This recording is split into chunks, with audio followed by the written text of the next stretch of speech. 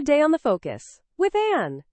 Hey everyone, and welcome back to another exciting day of history. Today's date? December 30th. Buckle up, because we've got a roller coaster of events from centuries past to, well, relatively recent past.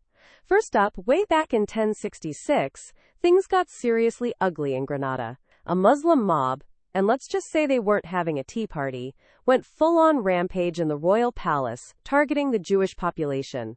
Brutal stuff. Not exactly the way to end the year, huh? Then, fast forward a few centuries, to 1916. Remember Rasputin? That crazy mystic advisor to the Tsar? Change. Yeah, that guy met his maker on this day. Poisoned, shot, and then tossed into a freezing river. Talk about a dramatic exit. I'm not sure what's more shocking, his life or his death.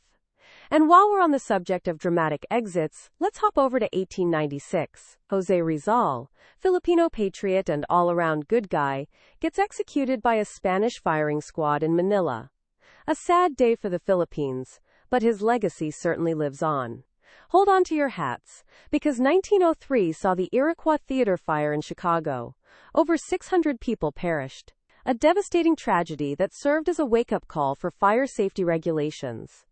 Now, a slightly lighter note, relatively speaking. In 1896, Ernie Maclay scored a hat-trick and the winning goal in a Stanley Cup game. That's some serious hockey prowess, a total legend in his time. And finally, let's end on a slightly more recent and less disastrous note.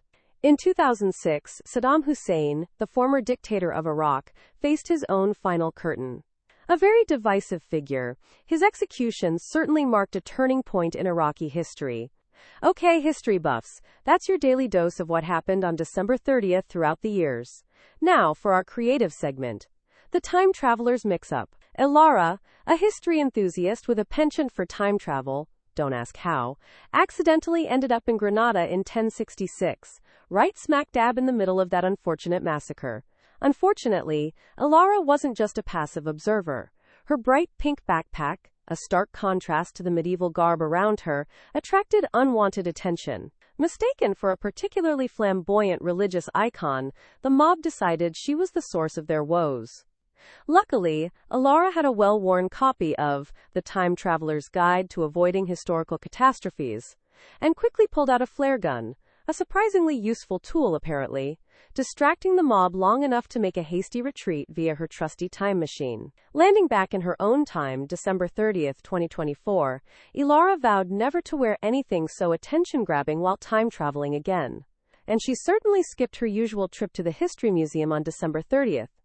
Even now, years later, the sight of a pink backpack gives her pause. The end. So there you have it, folks. Another day, another whirlwind tour through history.